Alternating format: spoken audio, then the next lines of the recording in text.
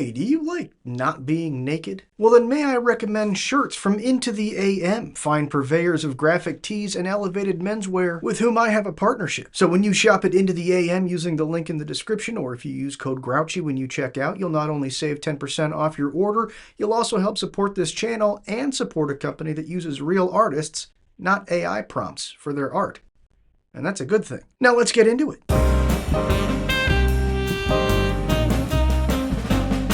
The Grouchy Nerd. Alright, quiet down, knuckleheads. It's time to take another look at a new hero for Fantasy Flight Games Marvel Champions. This time we're looking at the Winter Soldier.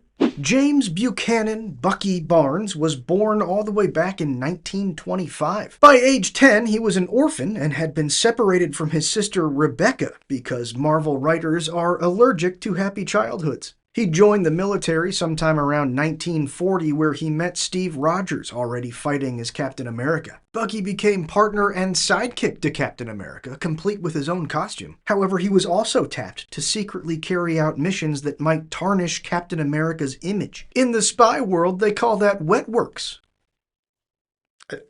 I don't know why. The two were placed on a team by Winston Churchill called the Invaders, which also included Namor the Submariner and the original Human Torch, Jim Hammond. The team fought together through most of World War II. Toward the end of the war, while in pursuit of Baron Zemo, Steve and Bucky attempted to intercept a drone. However, Steve correctly surmised that the plane might be booby-trapped and told Bucky to disengage. But Bucky's sleeve had gotten caught, and when the drone exploded, Steve and the rest of the world believed Bucky died. But Bucky survived. He fell into icy waters and froze, just like Steve, and was recovered by a Soviet submarine. The Soviets thawed him out, brainwashed him, and gave him a bionic arm. He was further trained as an assassin in the Red Room, where they make Black Widows, and where he first met and worked with Natasha Romanoff. He was placed in cryogenic stasis between his assassinations, which included Wolverine's pregnant wife and JFK. When he began showing signs of mental instability, he was placed back in stasis and forgotten about for years, until he was reactivated to take the cosmic cube from the Red Skull. Bucky took out the Red Skull and stole the cube, which sent former partner Steve Rogers after him. Steve recognized and tried to talk to Bucky, but Bucky didn't remember who either of them were, so it didn't go great. They brawled it out, with Steve unsuccessfully trying to get Bucky to remember himself, until he finally used the stolen cosmic cube to make Bucky remember, which also didn't go great. Since then, S.H.I.E.L.D. helped Bucky assimilate into the modern world. When Steve was seemingly assassinated at the end of the superhero Civil War, Bucky held Tony Stark responsible and tried to kill him, only to find out that Steve had asked Tony to help Bucky. Tony thought the best way to honor both was to christen Bucky as the new Captain America, albeit a Captain America who used guns and didn't hesitate to kill, which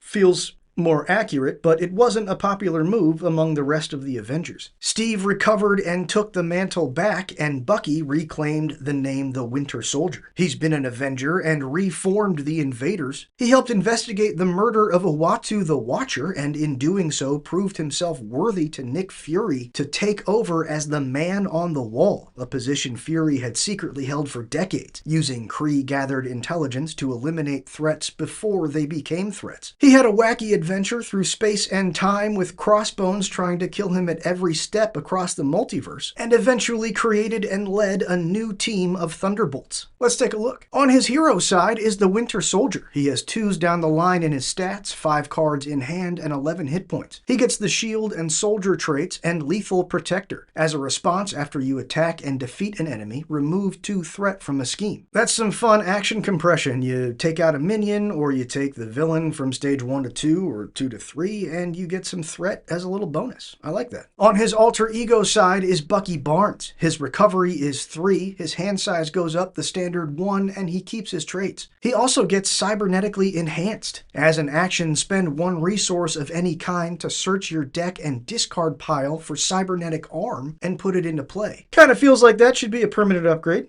Just start play with your arm. It's your arm. But at least it's only 1 resource to find it and put it into play. It should be permanent. Cybernetic Arm is a 1-cost upgrade with the item and tech traits. Exhaust Cybernetic Arm to generate a wild resource to pay for an attack event. That event does 1 additional damage. Well, that's really cool. And as a reminder, when something adds damage to an event, it's going to add that damage to all instances of damage on that event. So an easy example is melee, do 3 damage, do 3 more damage. This makes it do 4 damage and 4 more damage. So that means that it's more likely you're going to take out a minion, and then more likely that you're going to trigger Lethal Protector and also get some threat. Black Widow, in the style of Natasha Romanoff, is his signature ally. Sorry, Steve. She's a 3-cost ally with 3 hit points who does 2s in her stats. She has the shield and spy traits, and as a response, after you play her from your hand, return an attack event from your discard pile to your hand. And that's effectively 4 resources. You're paying 3 to put her out, plus herself is a resource out of your hand, so you better have some cheap events that your arm can then help you pay for. Otherwise, you're going to be getting an event that you can't play. For instance, Arm Block. We get 2 copies of this 1-cost attack and defense card. As a hero interrupt, when an enemy attacks, deal 3 damage to it. If you exhausted Cybernetic Arm to pay for this event, prevent all damage from that enemy's attack. 1 resource to do 3 damage is already pretty great, but if you use your arm to make it 4 damage, and you don't take any damage yourself from the attack, and if that 4 damage takes out a minion, you're also getting 2 threat? That's pretty good. Next up is 3 copies of Metal Punch, a 3-cost attack event. As a hero action, deal 7 damage to an enemy. If you exhausted Cybernetic Arm to pay for it, this attack gains overkill. Well, now we just need a way to ready your arm, because 7 damage for 3 resources is pretty good, but 8 damage with overkill for 3 resources is very good. Then we get 2 copies of Electrical Discharge, a 2-cost attack event. As a hero action, deal 4 damage to an enemy. If you used an energy resource to pay for it, you'll also stun that enemy. And of course, the resource from your arm is wild, so that means it could count for the energy, so 5 damage plus a stun for 2 resources. That's good. Safe House number 30 is next. It's a 1-cost location support with the shield trait. As an alter ego action, exhaust Safe House 30 to search the encounter deck for a minion and put it into play engaged with you. Then draw 1 card. That's amazing. Presumably you're doing this at the beginning of a turn that you start in alter ego, so you already have 6 cards in hand. You're going to get another card. You're going to get a minion teed up for a big old metal punch that has overkill on it. Get you 2 threat as well. That's awesome. 2 copies of Silent Infiltration is next. It's a 2-cost upgrade with the Preparation trait. As a hero response, after you attack and defeat an enemy, discard this card to ready your hero and confuse an enemy. You're hopefully going to be defeating enemies left and right, and this lets you ready when you do, and it's a preparation, so it just goes out until you need to use it. It's not even an event that you have to hope you have in your hand. I love this card. Next is 1 copy of Winter Armor, a 2-cost upgrade with the Armor trait. It gives Bucky +3 to his hit points and gives him steady. I really like this kit, my goodness. So this gets you up to 14 hit points, and it's going to take 2 stuns or confuses to stun or confuse you. Winter Mask is a 1-cost upgrade. This one has the item and tech traits and gives you the spy trait. As a hero response, after you attack and defeat an enemy, exhaust Winter Mask to draw 1 card. I love this. Everything is just geared towards shredding minions. Now you're going to be taking 2 threat off of a scheme and drawing a card. That's fantastic. Plus you're getting the spy trait in either form, which is good for some justice cards, which we'll talk about at the end. And last is Winter Rifle, a 3-cost upgrade with the weapon trait and restricted keyword. As a hero interrupt, when the Winter Soldier makes a basic attack, exhaust Winter Rifle to give it +2 attack, and it gets piercing and ranged. A reminder there, you can only have 2 restricted cards because it's 1 for each arm, and the pierced means that you get to get rid of a tough before you do the attack, and ranged means you get to ignore retaliate. Plus, that's bringing your basic attack up to 4, which is enough to take out most, non-elite at least, minions. The bad stuff! Bucky's obligation is Red Room Programming. You may flip to alter ego form, then choose to either exhaust as Bucky Barnes to remove this card from the game, or discard the highest printed cost card from your hand and take indirect damage equal to its cost to just discard it. Well, that's horrible. At least it's indirect damage, so you can hopefully spread that out among some allies. Otherwise, you just sort of have to hope you didn't defend before you draw this. That could be bad. His nemesis minion is Crossbones, who does 2 scheme and 2 attack, and has 5 hit points. He has the Elite and Hydra traits and the stupid Quick Strike keyword. And as a forced response, after he attacks and defeats an ally, plays 2 threat on the main scheme. That's awesome. I mean, it sucks, but It's awesome design. He's like the anti-Winter Soldier. I like that.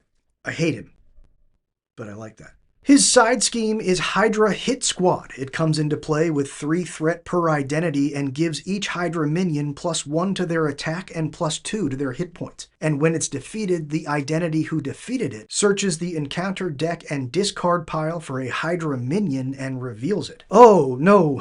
No thank you. No, that gets Crossbones up to 7 health with 3 attack. Pass. I don't want that. Next is 1 copy of High Tech Armament, an attachment with the tech and weapon traits. It attaches to Crossbones if he's out, or the villain if he's not. It gives the attached enemy +1 to their attack, and as a forced response after you attach High Tech Armament to an enemy, that enemy activates against you. As a hero action, you can exhaust a character you control to discard this card. Ugh, that's like a delayed stupid quick strike. A stupid slow strike? No. Either way, that's pretty bad, especially if it gets on the villain. Last is 2 copies of Hydra Mercenary. It's a 3 health minion who does 0 scheme and 1 attack. It has the Hydra trait and the guard keyword. Well, we know this guy. We're used to this guy. He's easy enough to take out as long as that side scheme isn't in play. If it is in play, then that guard is going to be pretty disruptive because now it has 5 health. On to his aspect cards. Winter Soldier came with an aggression deck. And up first is Captain America, as played by Steve Rogers. He's a 4-cost ally with 3 hit points who does 2s in both stats. He has the shield and soldier traits and the toughness keyword. As a response, after he enters play, ready a shield character. An aggression ally who does 2 thwart is pretty rare and pretty great, and readying, for the most part, costs 2 resources anyway, so for an additional 2, you're also getting a character that's going to come into play with tough, who can really help you out a lot.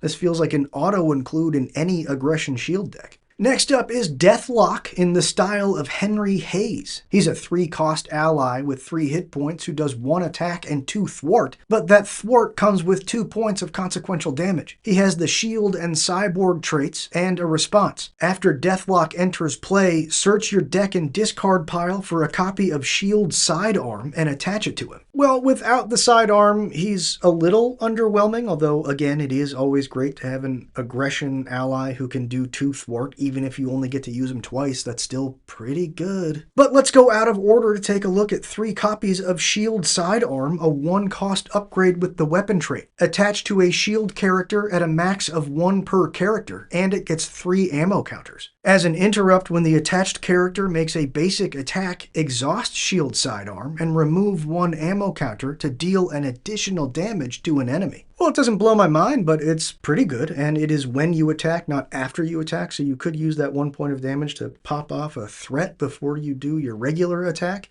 For Deathlock, it makes him slightly less underwhelming, but I like him for his thwart better anyway. Next is 3 copies of Firepower, a 1-cost attack event. As a hero action, exhaust up to 3 weapon upgrades you control. For each upgrade exhausted this way, choose an enemy and deal 3 damage to it. This attack gains ranged. Very, very good for Venom, who can hold 3 restricted cards, so you could just use your own 3 weapons, but it's not limited to weapons on your hero. It could be Sidearm or Energy Spear on one of your allies. And if you're playing Winter Soldier and you use your arm to pay for it, you're doing 4 damage for each one of those. 12 damage for a resource and exhausting some cards. Then we get 3 copies of Spoiling for a Fight, a 0-cost event. As a hero action, discard cards from the top of the encounter deck until you discard a minion. Put that minion into play engaged with you to ready your hero. I really like this card. It's looking for trouble, except you get to ready, and if you're playing into that overkill style deck, if you're using Into the Fray or No Quarter, and every damage you do beyond what the minion can take, you're getting something. That's amazing.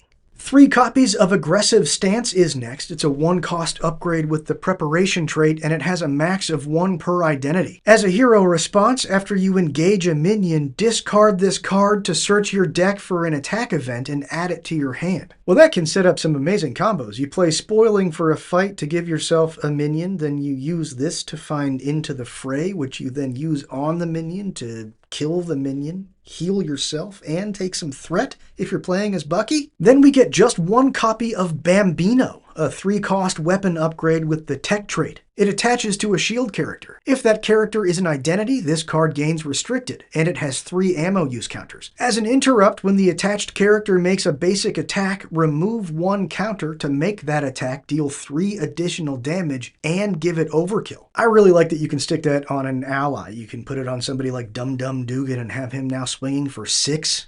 That's amazing. If it's on you, you're playing Winter Soldier and you're double fisting it with Bambino and the Winter Rifle, you make a basic attack, use both of the guns, you're swinging for 7 with ranged, piercing, and overkill. Also with just 1 copy is Man on the Wall, a 1-cost upgrade with the title trait, which you can only play if your identity has the Soldier trait. It gives that soldier a hero action. Exhaust Man on the Wall to reduce the cost of the next card you play this phase by 1 for each minion engaged with you. So our soldiers who can use this card, which is pretty good, are Cable, Captain America, Captain Marvel, Nick Fury, Venom, War Machine, and now the Winter Soldier. That's a good group. We get 2 copies of a team-up card for the Winter Soldier and Captain America, though you can only have 1 per deck. It's a 3-cost attack event. As a hero action, deal 6 damage to an enemy and give Captain America and the Winter Soldier each a tough status card. So we now have an aggression ally of Steve. We already had a leadership ally of Steve. You could also play it with another identity that is either Steve or Falcon with Captain America, the upgrade. So you got a lot of options here to use it, although it does come with the usual asterisks that I put on with these team-up cards. If you're playing true solo in anything other than leadership, it might be hard to time out, so much so that it's not worth bringing this if you could bring a different card that you can always use. Next up is a second team-up card, Winter Widow Soldier Spy, which teams up the Winter Soldier and Black Widow. It's a 2-cost attack event we get 2 copies of, but are limited to 1 per deck. As a hero action, put a preparation upgrade from your discard pile into play. Deal 4 damage to an enemy. This feels, to me, better for Black Widow than it is for Winter Soldier. Her version of him as an ally can come into play for free, so it's easy to get him into play as long as you can find him. Of course, you have to find him, put him out, and have this card, so there's that. But for him, using his ally of her, I don't think I would go out of my way to bring this along. We get a protection card, 1 copy of White Widow in the style of Yelena Belova. She's a 4-cost ally who does 2 thwart and 1 attack. She has 3 hit points and the shield and spy traits, and she has a response. After you resolve the ability on a preparation card you control, heal damage from White Widow equal to that card's printed resource cost. Again, a fine card for Winter Soldier and a really good card for Black Widow. She has 6 preparation cards in her kit. That's leaving alone basic or aspect cards. Just in her kit, 6 preparation cards. Plus she has her safe house, which can help her recur those. Winter Soldier only has 2. Our last card is 3 copies of Shield Deputy, a 0-cost upgrade with the title trait, which you may only play if your identity has the shield trait. Attached to a friendly character, that character gets +1 hit point and gains the shield trait. So interestingly, you could put this on yourself, which would give you the shield trait in both forms and an extra hit point. Otherwise, it's good if you want to use the Agents of S.H.I.E.L.D. team card and you have some non-shield allies with you. Cool. Well, I like Winter Soldier a lot. The action compression of getting the 2 threat when you defeat a minion or when you take the villain from one stage to the next is key, and it keeps you from feeling like you have to do the boss rush mode where you either win in 3 turns or lose to threat. Every time you flip down to Alter Ego, you can use your safe house to find a minion you know you can beat and then use things like Bring It to draw cards for the minions you have with you. You can use Hall of Heroes. You're going to be just murdering minions. So Hall of Heroes occasionally lets you draw just a fistful of cards. Lock and Load lets you get the Winter Rifle into play, as does Superpower Training. Your Cybernetic Arm generates a wild resource, which could be a mental resource for triggering honed technique and doing just incredible amounts of damage. The Winter Mask is giving you the spy trait, so you can use Breaking and Entering then in either form to get rid of 3 threat. You can use Spycraft to say thank you, no thank you to a nasty encounter card, and you can use Espionage to draw cards when you have to deal with the Surge keyword. Arm Block is doing damage for you when you get attacked, so that's really good for protection. Come and Get Me Bub, Ready for a Fight, and Change of Fortune Gotta say I'm slow for the pictures. Those are all going to be incredible cards for Protection Winter Soldier. And of course, a leadership Winter Soldier has access to be Captain America. That's no small thing. Plus, Hugin and Moonin from the last set, the birds, Odin's birds. That's another tool for you to go and find a minion. Who would have thought they would be immediately useful in the very next hero? But here we are. And that's all I've got for Winter Soldier. Now get off my lawn.